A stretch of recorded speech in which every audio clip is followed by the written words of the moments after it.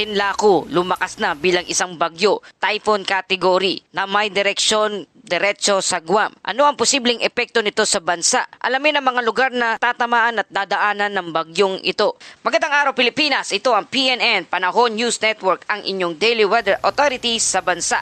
Para sa real-time updates ng ating panahon, i-like, i-share at i-subscribe ang aming channel. Salamat sa inyong suporta.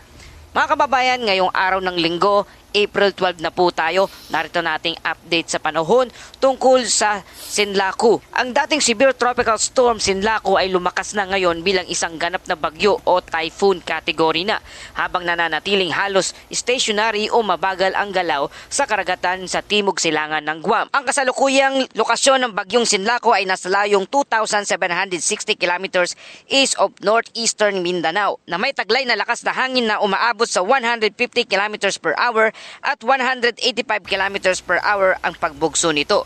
Kumikilos ito pa north-northwestward ng mabagal. Mga kababayan, kung susukati naman ang lokasyon nito mula sa Guam ay nasa layong 800 kilometers timog silangan ng Guam, USA. Kumikilos ito ng mabagal ngunit inaasahang liliko pahilagang kanluran o northwest sa mga susunod na oras. Batay sa pinakahuling forecast, tatahak ang bagyong Sinlaku patungo sa Guam at posibleng maramdaman ang epekto nito roon sa unang bahagi ng susunod na linggo. Pagkatapos ito, inaasahang liliko, pahilaga at silangan palayo sa anumang kalupaan. Ibig sabihin mga kababayan, hindi ito tatahak papunta ng ating bansang Pilipinas. Narito ang pinakamahalagang balita. Tumaas ang posibilidad na hindi papasok ito sa ating Philippine Area of Responsibility, ang bagyong Sinlaku. At kahit pumasok man ito, posibleng dumaan lamang sa boundary. Walang direktang epekto ito sa kalupaan ng ating bansa. Hindi rin inaasahan ang paglandfall nito sa kalupaan ng ating bansa. Sa ngayon, walang inaasahang direktang epekto sa loob ng 7 araw. Kaya mga kababayan, magandang balita pa ito. Pero tandaan, kahit walang direktang pagtama ito sa lupa, may mga posibleng epekto pa rin ito sa ating bansa. Ang long period swell, malalakas na alon galing sa Pacific side at posibleng rip current. Posibleng maapektuhan ang eastern seaboard ng bansa, mga coastal areas na nakaharap sa Pasipiko. Paalala, kahit malayo ang bagyo, ang alon ay maaring umabot pa rin sa baybayin. Gaano nga ba kalakas ang bagyong Sinlaku o ang intensity nito? Narito ang lakas ng bagyo batay sa International Agency. Ayon sa NWS ng Guam, may lakas ito na umaabot sa 112 kilometers per hour ang bugso ng hangin. At ayon naman sa Japan Meteorological Agency, may lakas ito na taglay na umaabot sa 130 kilometers per hour at may pagbugso na umaabot sa 240 kilometers per hour.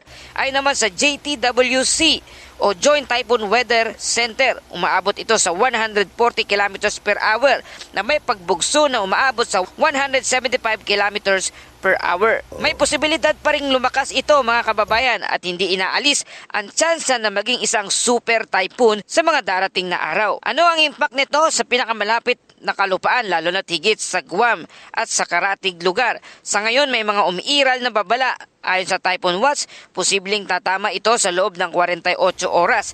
Ayon naman sa Tropical Storm Warning, inaasahan ang malalakas na hangin at ulan. Ilang mga lugar ay apektado na. Sa kabuuan nating mga kababayan, malayo ang bagyong Sinlaku sa ating bansa.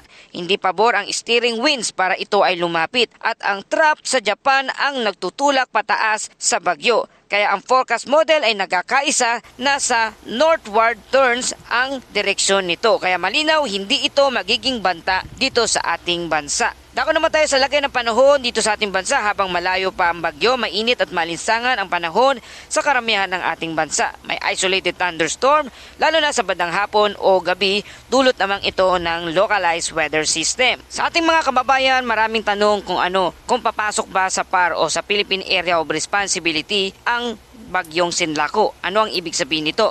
Mga kababayan, may posibilidad na pumasok ang bagyong Sinlaku sa Philippine Area of Responsibility o PAR. At kapag nangyari ito, tatawagin itong bagyong Kaloy, ang unang bagyo sa buwan ng Abril at pangatlong bagyo naman sa taong 2026. Ngunit mahalagang linawin, ang pagpasok sa PAR o sa Philippine Area of Responsibility ay para lamang sa monitoring. Hindi ibig sabihin na tatama ito sa kalupaan at hindi ibig sabihin na magiging malakas ang epekto dito sa bansa. Ito ang madalas na nagiging sanhi ng hindi kinakailangang kaba, kaya mahalagang maintindihan ito ng tama. Kaya kahit malayo ang bagyo, may mga posibleng hindi direktang epekto. Tulad ng nabanggit natin kanina, malalakas na alon at mapanganib na rip current na mapanganib sa maliliit na bangka. Lalong mararamdaman sa silangang baybayin ng bansa, lalo na sa Siargao at Eastern Mindanao. Maaring umabot sa 2 hanggang 3 metro ang taas ng alon. Mas mataas pa ang long period swell na mas delikado. Kaya kahit walang ulan o bagyo sa lupa, delikado pa rin ang karagatan. Habang papalayo ang bagyong Sinlaco, posibleng magkaroon ng bahagyang mas malamig na hangin dulot ng northerly breeze sa huling bahagi ng linggo. Samantala, sa malaking bahagi ng bansa, mainit at tuyo ang panahon at may isolated rain shower na lalo na sa bandang Mindanao. Dulot naman ito ng easterlies. Kaya sa ating mga kababayan sa kabuuan, hindi ang bagyong Sinlaco ang pangunahing banta o panganib dito sa ating bansa.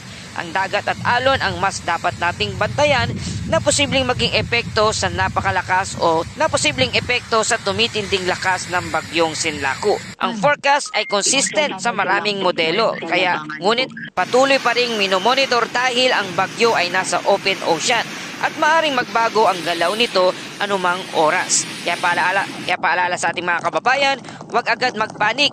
Intindihing mabuti ang ibig sabihin ng paglapit sa ating Philippine Area of Responsibility o PAR. Iwasan ang paglalayag kung delikado ang alon o malalakas ang alon sa inyong lugar at makinig lamang sa mga opisyal na ulat. Kaya sa ngayon, malinaw ang mensahe, walang direktang banta dito sa ating bansa o landfall scenario mula sa bagyong Sinlaco. Ngunit may posibleng epekto sa karagatan at patuloy nating babatayan ang anumang pagbabago.